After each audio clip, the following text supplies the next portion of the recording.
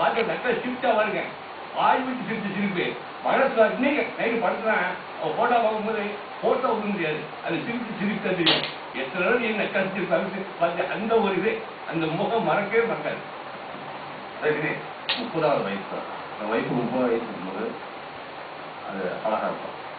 ரொம்ப அழகா எப்படி குளிச்சுட்டு தலை தூங்கிட்டு அப்படி வெளியே வரும்போது அப்படி ஒரு பிரகாசமா இருக்கும். அந்த பிரகாசம் என்னால் இன்னமும் மறக்க முடியும்.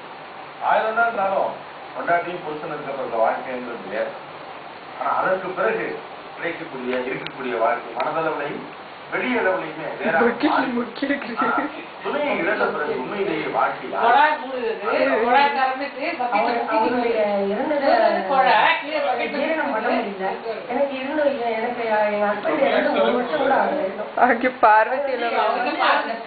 என்னால மறக்க முடியல.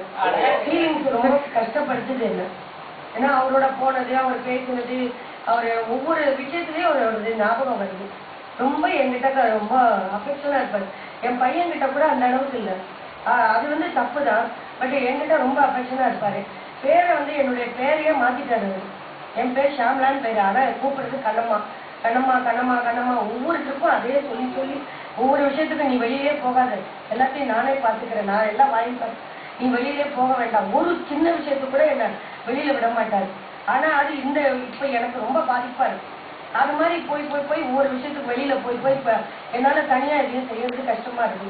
நிறைய பெரிய விஷயங்கள்லாம் இப்ப நான் பார்க்க வேண்டியதா இருக்கு. இப்போ வந்து கணவரை இழந்த பெண்களுக்கு தாங்க ரொம்ப கஷ்டம்.